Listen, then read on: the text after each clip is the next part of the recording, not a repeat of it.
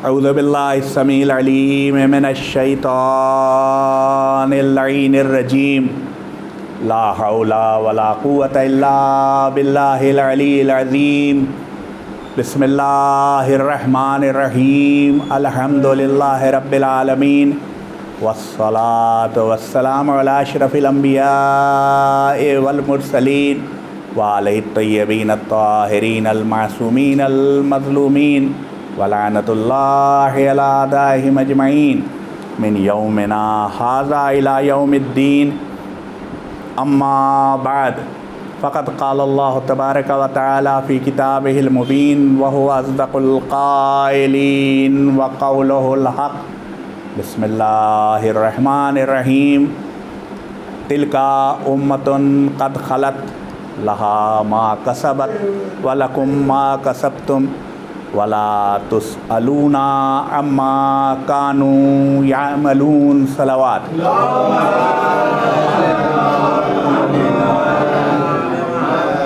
सूरह मुबारक बकरा की 134वीं आयत को इस बार मैंने मुंतखब किया, उसकी सआदत हासिल की कि आप हज़रात के सामने इसकी तिलावत करूं और इसी को उन्वान मजलिस करार दूं। अच्छा, ये कोई जुमला मोतरज़ा नहीं है, मगर ऐसा है कि आम तौर के ऊपर हमारे यहाँ मजालिस में ज़ाकिरीन कुछ चंद मुंतखब आयतों को मुश्किल से जो आपके 15-20 आयतें होंगी, उन 15-20 आयतों को सरनामा कलाम बनाते हैं और एक जो गुफ्तगू है अंदाज़ गुफ्तगू, उस अंदाज़ गुफ्तगू को दोहरा देते हैं। यकीनन मजलिस का पूरा सवाब ज़िक्र इमाम हुसैन का सवाब होता है और तिलावत कुरान पाक जब की जाती है तो चाहे कोई सी भी आयत की गई हो उसके मंजिलत वही है। मगर मैं ये महसूस करता हूँ कि शायद हमारी ज़िम्मेदारी ये है कि ये जो 10 दिन हमें मिलते हैं खुसूसियत के साथ और पूरा माशाअल्लाह अल्लाह इसको सलामत रखे 2 महीना 8 दिन हम ज़िक्र हुसैन कम से कम साल में करते रहते हैं।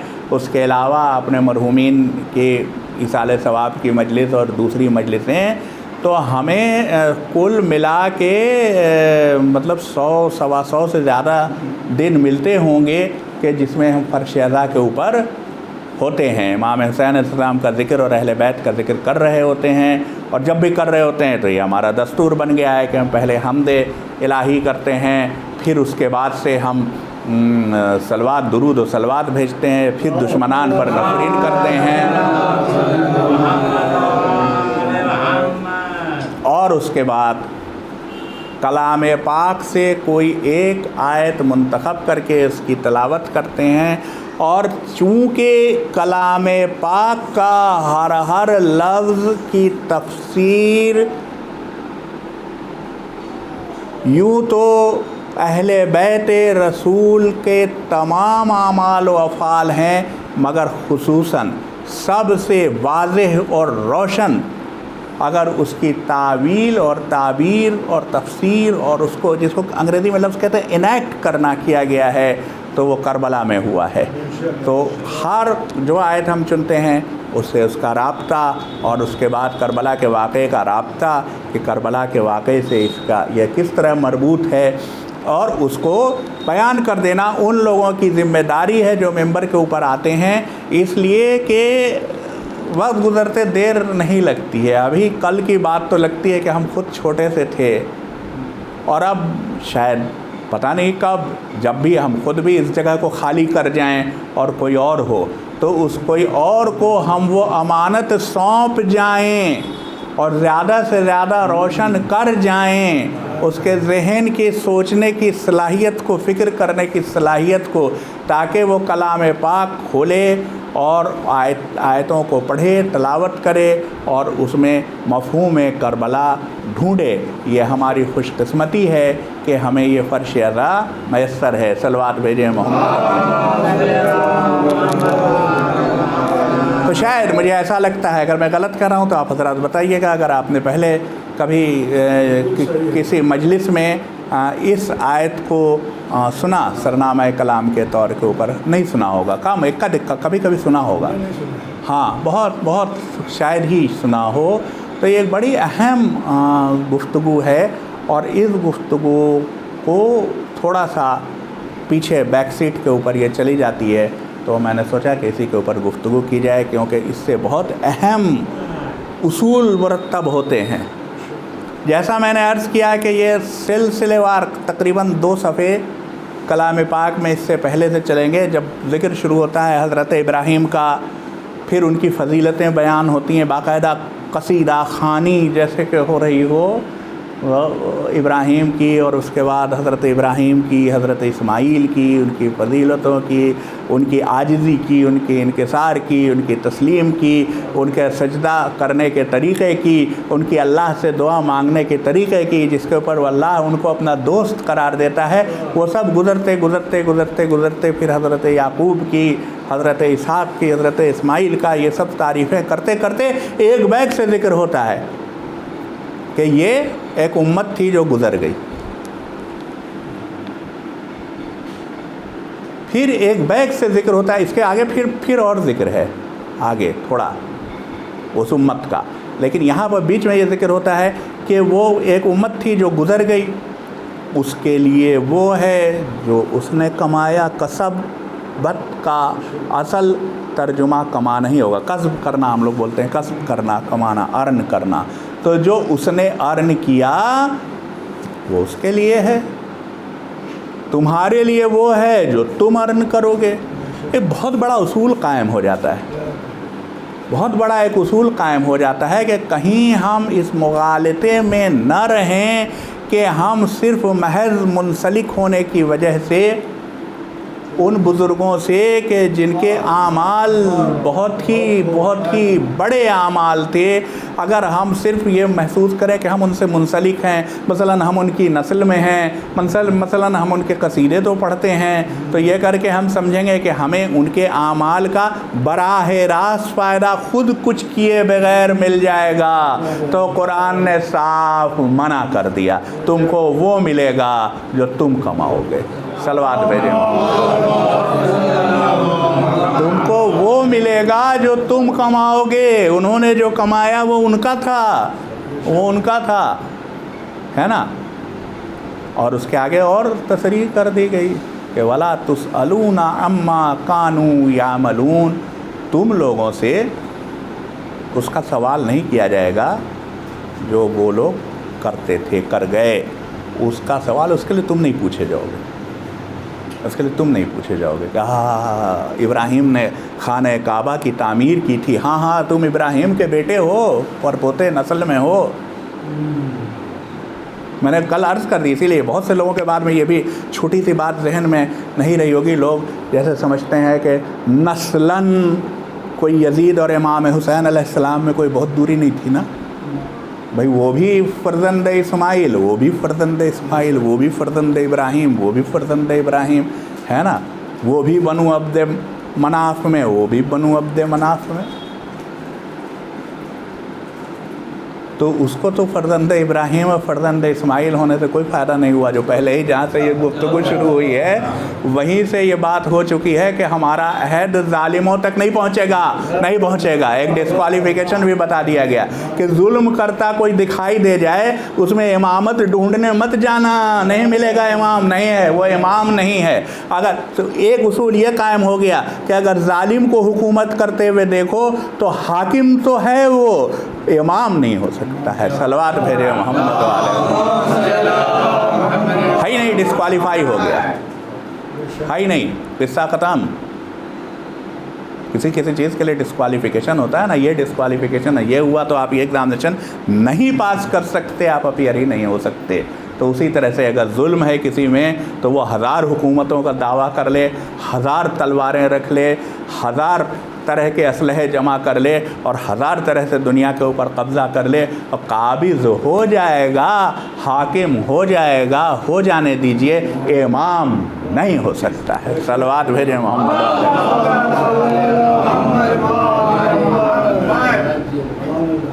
اب حضرت ابراہیم نے دعا مانگی تھی، جب جیسے ہی ان کو یہ ظاہر ہے کہ آپ سوچیں، مطلب اگر ہم کو کوئی چیز ملے اور ہم اس میں بلا کے یہ دعا مانگیں کہ یہی چیز میری اولاد کو بھی مل جائے، تو یقیناً میری نظر میں وہ بڑی قیمتی چیز ہوگی۔ چھوٹی موٹی چیز کے لیے ہم اس طرح نہیں بلائیں گے۔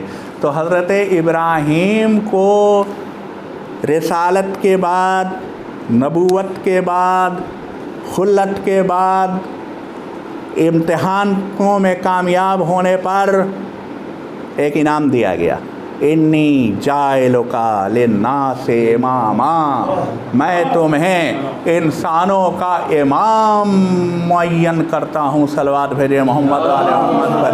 ابراہیم اتنے ہی خوش ہو گئے کہ فوراً انہوں نے بلا کے دعا کی، وَمِن ذُرِّيَّتِي، اور میری ذریت میں سے۔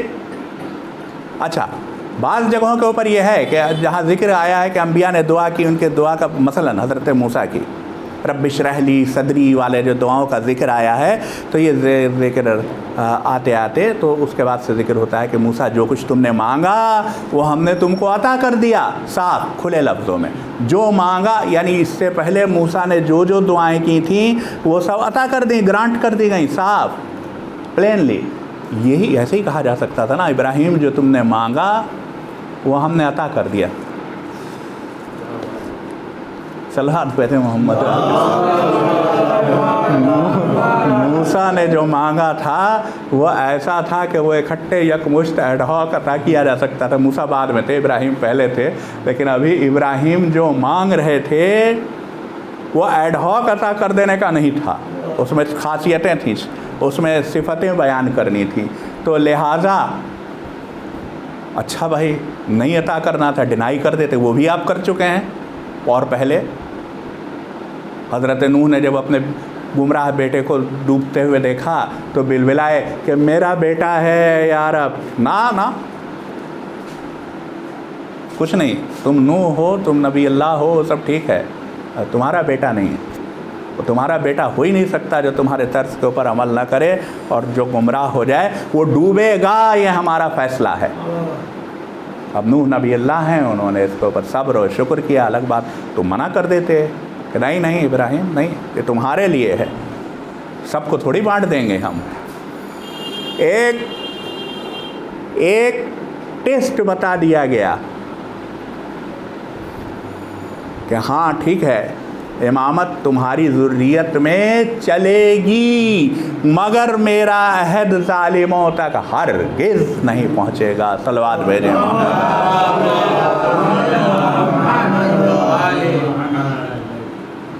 وہ کل کی باتیں دہرانا نہیں چاہتا ہوں، کچھ لوگ ہو سکتا ہے نیا ہے، لیکن اب یہ سہولت ہے، سراج میں اس پر محنت کر رہے ہیں کہ وہ اس کو یوٹیوب کے اوپر ڈالتے جا رہے ہیں، تو جن لوگوں کو دلچسپی ہو، کل ہم نے ایک درخواست بھی کی تھی، پتہ نہیں کسی نے پوری کی یا نہیں پوری کی، کہ کلام پاک کھولیے گا اور یہ 123-24 سے تقریباً آیتوں سے سورہ بقرہ کی آپ 134 تک ایک بار پڑھ جائیے گا، صرف پڑھ جائیے گا، تلاوت اور ترجمہ، خالی تلاوت نہیں، اس لیے کہ ہم لوگ عربی داں نہیں ہیں، تو ترجمہ بھی اس کا دیکھ لیجیے گا، ممکن ہو تو تھوڑی سی تفسیر بھی دیکھ لیجیے گا، تو پتہ نہیں آپ لوگوں نے کی یا نہیں کی، لیکن خیر بہرحال جن لوگوں کو انٹرسٹ ہو کہ اس سے پہلے کیا گفتگو ہوئی تھی دیکھیں، تو اب میں اس کو ریپیٹ نہیں کروں گا، ظاہر ہے کہ وقت کی کمی ہے اور کچھ باتیں بیان کر دی جائیں، تو اس بات کو اگر جن لوگوں کو دلچسپی ہو وہ یوٹیوب کے اوپر پچھلی مجلسوں کو دیکھ سکتے ہیں، جن کو اور زیادہ دلچسپی ہو وہ سلسلے وار ان مجالس کو شروع سے دیکھ سکتے ہیں، اگر یہ اس قابل لگے کہ اس سے کوئی بات کمیونیکیٹ ہو رہی ہے، تو نہ لگے تو کوئی بات نہیں ہے، پھر بھی آپ کا ثواب بالکل طے ہے کہ آپ فرش ادا کے اوپر تشریف لائے ہیں اور یہاں شریک ہوئے ہیں، اور یہ بہت بڑی سعادت ہے، معمولی بات تھوڑی ہے، کبھی کبھی تھوڑا سا بھی ذکر جاتا رہتا ہے کانوں میں تو اس کا اثر پڑ جاتا ہے۔ اچھا، تو اب کیا، اب چھوڑیے، اب بات کو مختصر کرتا ہوں، اس لیے کہ 10-15 منٹ کے اندر، 15-20 منٹ کے اندر ختم کر دینے کے آج کی گفتگو میرا ارادہ ہے، کیونکہ پھر بعد میں اور مجالس ہیں، سہیل بھائی کل کہہ گئے تھے 2 بجے ان کے یہاں کی مجلس ہے، تو زیادہ دیر دوسری مجالس میں بھی نہ ہو، تو اس کا خیال کیا ہے۔ ہاں 2 بجے نہیں ہوگی، تھوڑی دیر ہو جائے گی، 2:30 بجے ہوگی، تو ہمیں بھی ختم کرتے کرتے میں 10 منٹ کہہ رہا ہوں، تو زیارت پڑھتے پڑھتے 10 منٹ نہیں رہیں گے، کافی وقت لگ جائے گا، تو خیر صلوات بھیجیں محمد۔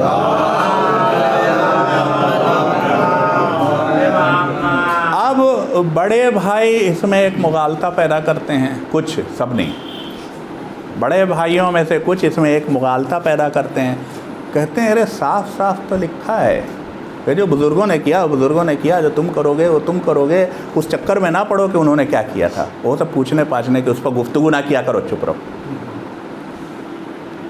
ہاں اکثر بہت سارے لوگ کہتے ہیں غلط عربی گرامر کے ساتھ کہ آپ ہڈی پسلی توڑ رہے ہیں اگر آپ یہ کہنا چاہتے ہیں تو، اور قرآن کا قطعی فہم نہیں ہے، بہت صاف ہے بات۔ کہا جا رہا ہے وَلَا تُسْأَلُونَ، جب پہلے حرف کے اوپر پیش ہوتا ہے تو اس کا مطلب ہوتا ہے، وہ مفعول بن جاتا ہے، تم سے نہیں پوچھا جائے گا، یہ نہیں کہا گیا ہے کہ تم مت پوچھو۔ صلوات بھیجیں محمد وعلى محمد۔ بہت واضح ہو جائیے گا، بچوں کے ذہن میں کنفیوژن نہ ہو جائے، اس لیے واضح کرنا ضروری تھا۔ یہ نہیں کہا گیا ہے کہ تم مت پوچھو، تم یقیناً پوچھو ابراہیم کون تھے، تم کو یقیناً جاننا چاہیے اسماعیل کون تھے، تم کو یقیناً جاننا چاہیے ان کے اعمال کیا تھے، تم کو یقیناً جاننا چاہیے انہوں نے کون سے امتحان پاس کیے کہ وہ امامت کے عظیم عہدے کے اوپر فائز کر دیے گئے اللہ نے خود۔ ایک چیز ہوتی ہے نا ڈسکریشنری پاور، خالی اشارہ کر دے رہا ہوں، ڈسکریشنری پاور، یہ فلاں کا ڈسکریشنری پاور ہے، دوسرا کوئی بھی اس کو استعمال نہیں کر سکتا۔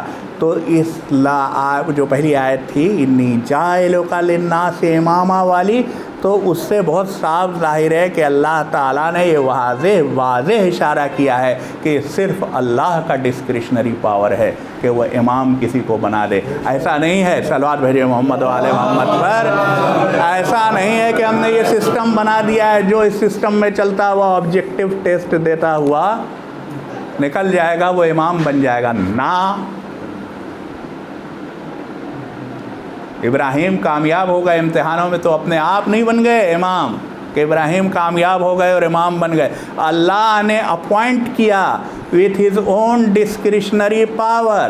تو یہ بات واضح ہو گئی کہ امام اپوائنٹ کرنے کا ڈسکریشن اللہ کے علاوہ کسی کو نہیں ہے۔ صلوات بھیجیں، بالکل صاف سمجھ لیجیے گا، امام اپوائنٹ کرنے کا ڈسکریشن اللہ کے علاوہ کسی کو ہے ہی نہیں، سرے سے نہیں ہے، کوئی بھی امام نہیں اپوائنٹ کر سکتا، امام صرف اللہ، آپ کا جس کو جی چاہے امام کہہ۔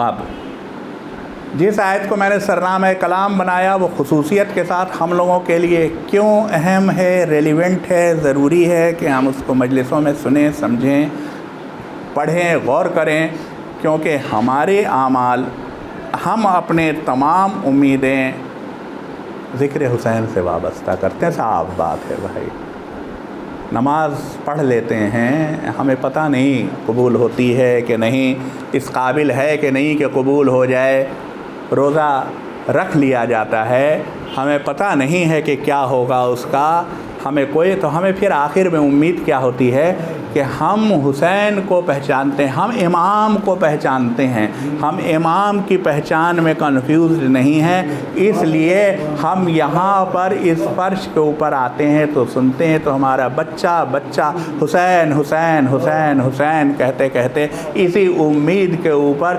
زندگی کے مراحل طے کرتا جاتا ہے، یہاں تک کہ اپنے انجام تک پہنچتا ہے، اور ہمیں یقین ہے کہ اس طرح منسلک رہنے کی وجہ سے وہ مغفرت کا حقدار بنتا ہے۔ صلوات بھیجیں محمد۔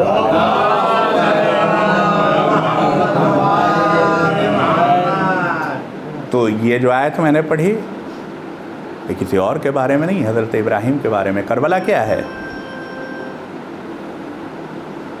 کربلا کیا ہے؟ تفسیر ذبح عظیم، حضرت اسماعیل کی قربانی کو اللہ نے پوسٹ پون کیا ہے، منسوخ نہیں کیا ہے۔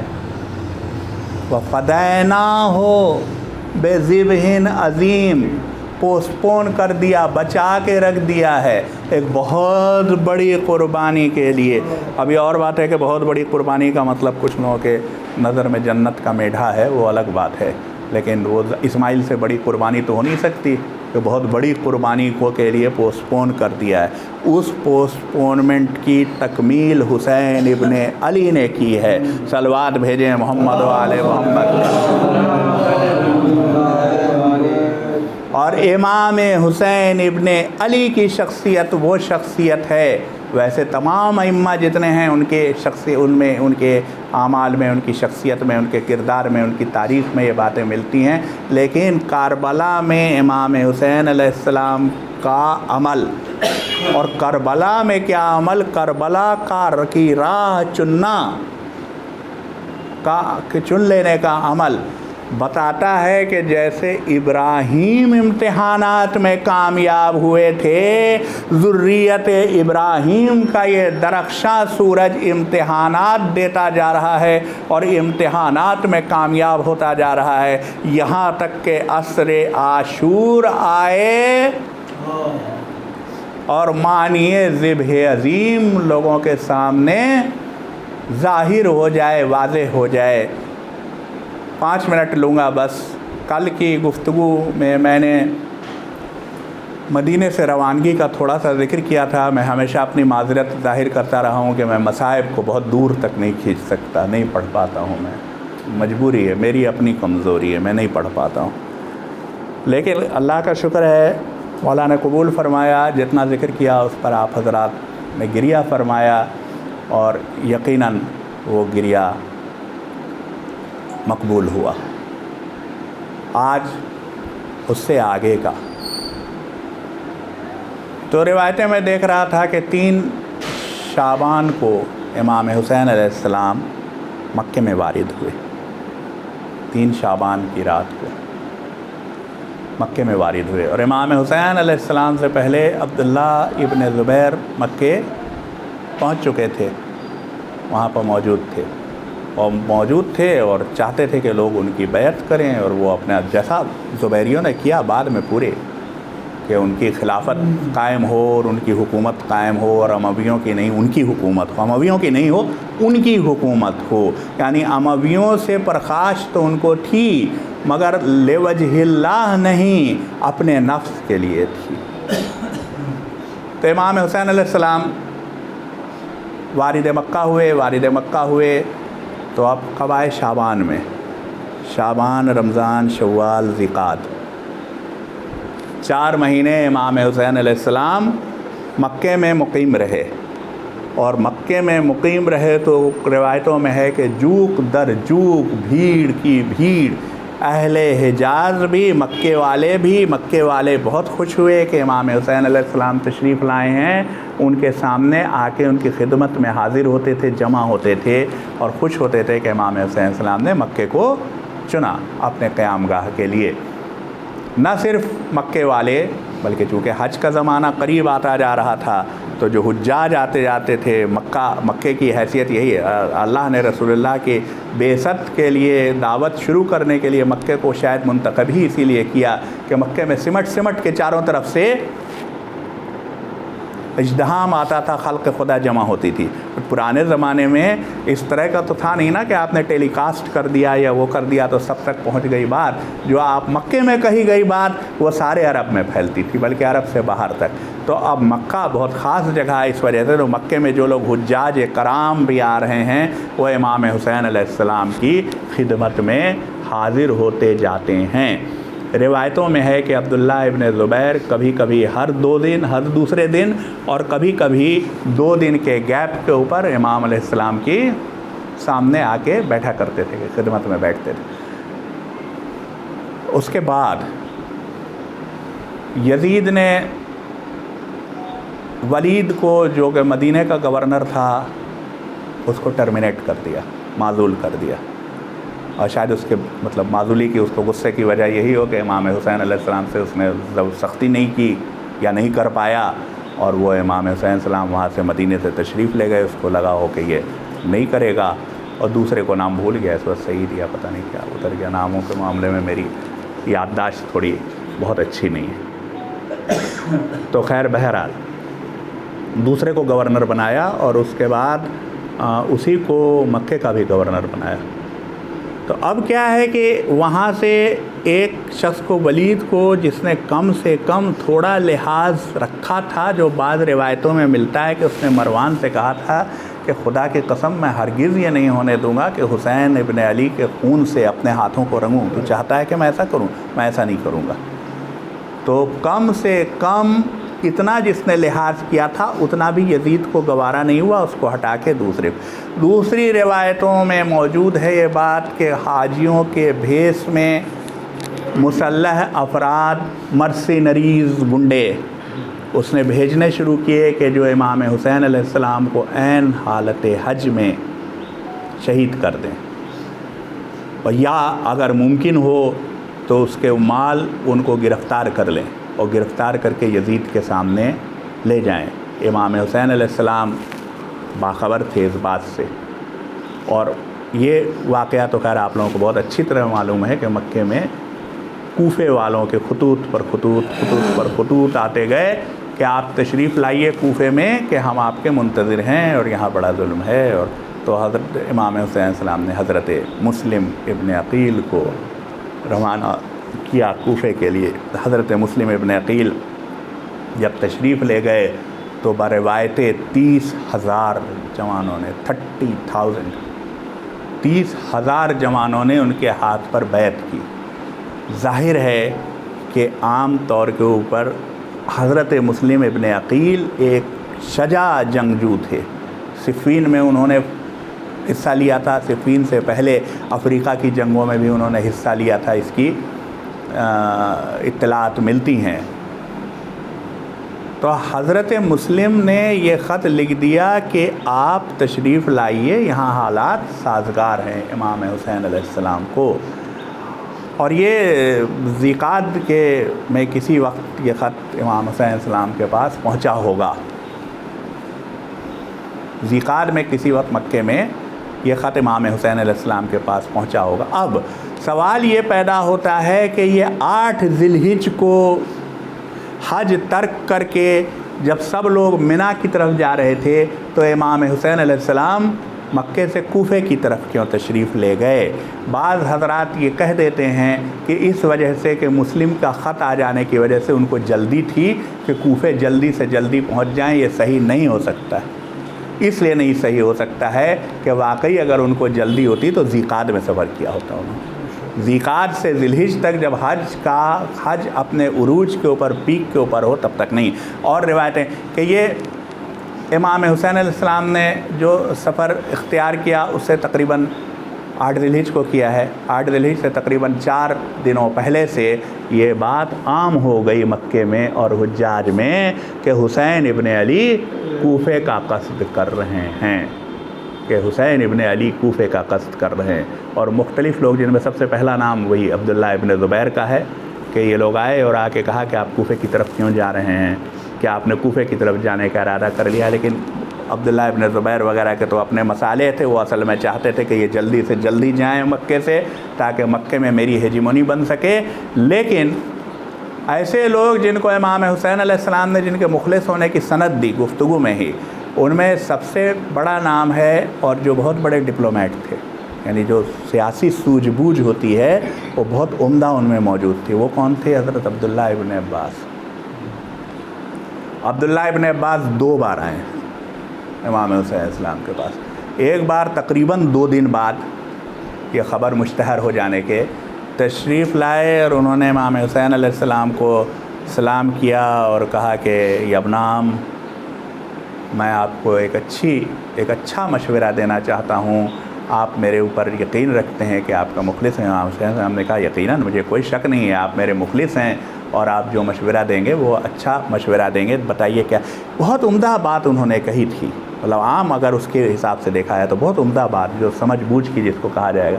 انہوں نے کہا آپ کوفے کی طرف تشریف لے جا رہے ہیں؟ امام حسین السلام نے کہا ہاں، کوفے کا ارادہ میں نے مصمم کر لیا ہے، میں 1-2 دن کے اندر کہنے کا مطلب یہ ہے کہ 8 ذی الحجہ کو امام حسین علیہ السلام چلے ہیں تو یہ تقریباً 6 ذی الحجہ کے آس پاس کی بات ہوگی۔ تو انہوں نے کہا کہ ہاں میں 1-2 دن کے اندر سفر اختیار یقیناً کرنے والا ہوں کوفے کا، اس کا ارادہ پورا کر لیا ہے میں نے۔ انہوں نے کہا آپ نے ارادہ کر لیا ہے تو آپ نے سوچا ہے اگر وہ لوگ واقعی آپ کے وفادار ہیں تو کیوں نہیں انہوں نے ظالموں کے عمال کو کوفے سے نکال باہر کیا؟ اگر وہ واقعی وفادار ہوتے تو ان کو چاہیے تھا کہ وہ یزید کے گورنر کو اور یزید کے آفیسرز کو پہلے وہاں سے نکال دیتے، اور نکال دینے کے بعد آپ سے درخواست کرتے کہ آپ تشریف لائیے۔ وہ قطعی آپ کے وفادار نہیں ہیں۔ ایسی صورت میں جب کہ کوفے میں یزید کا گورنر موجود ہے، ایسی صورت میں جب کہ یزید کا گورنر لوگوں سے ٹیکس وصولی کر رہا ہے اور لوگ ٹیکس دے رہے ہیں، ایسی صورت میں جب کہ بیت المال میں سونا بھرا پڑا ہے اور آپ جانتے ہیں کہ عوام سونے کے لالچی ہیں اور اس کے اوپر یزیدیوں کا قبضہ ہے، آپ کا کوفے کی طرف جانا قطعی مناسب نہیں ہے۔ میں بہت صاف اس بات کو دیکھ رہا ہوں کہ کوفے والے کبھی بھی اپنی بات سے منحرف ہو جا سکتے ہیں، خود آپ کے دشمنوں سے جا کے مل جا سکتے ہیں اور آپ کے خلاف تلوار اٹھا سکتے ہیں۔ امام حسین السلام نے کہا تم نے بالکل صحیح مشورہ دیا ہے، میں بھی اس بات کو سمجھتا ہوں، لیکن میں کوفے کی طرف روانگی کا پکا ارادہ کر چکا ہوں۔ پھر روانگی سے کی رات کو غالباً یعنی 8 ذی الحجہ کی رات کو دوبارہ آئے اور انہوں نے کہا کہ یبنام، میں پھر سے آپ سے کہہ رہا ہوں کہ آپ کوفے جانے کا ارادہ ترک کر دیجئے، آپ کوفے مت جائیے، آپ یمن کی طرف چلے جائیے۔ یمن بہتر جگہ ہے جہاں پر، یا پھر آپ یہاں قیام کیجئے، آپ سید حجاز ہیں اور لوگ آپ کے بات کو مانیں گے۔ اور اگر آپ بالکل ہی مصر ہیں جانے کے اوپر، آپ کا بالکل پکا ارادہ ہے، تو آپ مخدرات کو اور بچوں کو ساتھ نہ لے جائیے، کیونکہ میں بہت واضح دیکھ رہا ہوں کہ آپ شہید کر دیے جائیں گے، اور یہ ہمارے لیے ظاہر خاندانی طور کے اوپر بھی چونکہ بہت قریب تھے، یہ ہمارے لیے اور ہمارے خاندان کے لیے بہت بڑا واقعہ ہوگا، تو آپ عورتوں کو چھوڑ دیجیے۔ انہوں نے کہا تمہارا مشورہ بالکل درست ہے، مگر وہی میں ایک امر پر مامور ہوں، مجھے یہ کرنا ہے۔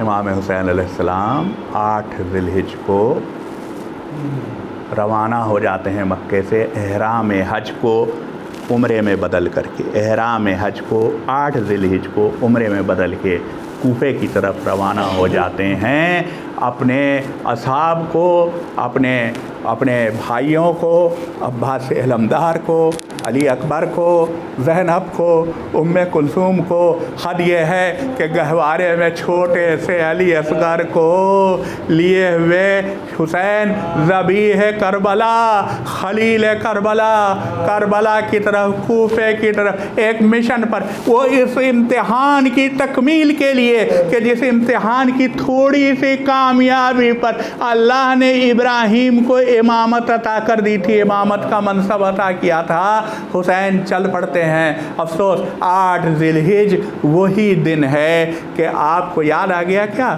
کون سا دن ہے 8 ذی الحجہ، کہ جب کوفے والے حضرت مسلم کا ساتھ چھوڑ کے جا چکے ہیں، کہ 8 ذی الحجہ کو مغرب کی نماز کے وقت 10,000 صبح دن تک 10,000 کا مجمع مسلم کے پیچھے ہے، مغرب کی نماز کی شروعات میں کچھ افراد ہیں اور جب گھوم کے مسجد میں دیکھتے ہیں تو مسلم تنہا، ہائے مسلم کو ایک لقب غریب کوفہ کا بھی دیا جاتا ہے، ہائے حسین کا یہ قاصر کوفے والوں کی بے وفائی پر کیا کرتا، کوئی پناہ دینے تیار نہیں، کوئی میزبانی کرنے تیار نہیں، مسلم کو بکو پھرتے ایک دروازے پر غریب مسلم، شام ڈھلے، ذرا چشم تصور سے دیکھیے، کوفے میں شام ڈھلی جاتی ہے، مسلم بیٹھ گئے، ایک دروازے پر رات ہے، ایک بڑھیا دروازہ کھول کے باہر دیکھتی ہے، پردیسی لگتا ہے تیرا گھر نہیں اس شہر میں، زمانہ بہت خراب ہے، یہاں تنہا مت بیٹھ، جا اپنے گھر جا۔ مسلم کہتے ہیں گھر ہو تو جاؤں، میں کہاں جاؤں، तवा ने, जो उस बुढ़िया का नाम था, उसने पूछा शहजादे आप तो शक्ल सूरत से बहुत ही आला खानदान के लगते हैं, आप कौन है बताइए। मुस्लिम ने बताया कि हम रसूल के रिश्तेदारों में से, मैं हुसैन इब्ने अली का कासिद मुस्लिम इब्ने अकील। कहा कोई हाजत है, का प्यास लगी है, प्यास। मुस्लिम आपने कहा प्यास लगी है तो आपके लिए पानी आया। हाय करबला, हाय करबला, फकीरा और खुद आपके छोटे छोटे बच्चे अलताश कर रहे होंगे, कोई पानी लाने वाला ना होगा। तवा ने अपने घर में मेहमान किया, उसके बेटे ने मुखबरी की, कसर साद को इब्ने ज़ियाद को मालूम हुआ और उसने एक दस्ता फौजियों का भेजा कि हज़रत मुस्लिम को कैद करके लाए। सुबह नमाज के बाद जब मुस्लिम ने घोड़ों की टापों की आवाज़ सुनी, तवा घबराई हुई अपने मेहमान की खैरियत दरियाफ्त करने आई तो देखती है मुस्लिम असलहे सज रहे हैं। कहा तुम कहाँ निकलोगे? कहा कि तेरे घर की हुर्मत का ख्याल है वरना ये जालिम घर में घुस आएंगे। आए मुस्लिम शाम गरीबा में आ जाओ, करबला में आ जाओ, जब जालिम घर में आग लगाएंगे और सामान लूटेंगे। अला लानतुल्लाहि अला कौमिज़ ज़ालिमीन सयअलमुल्लज़ीना ज़लमू अय्या मुनक़लिबिन यनक़लिबून।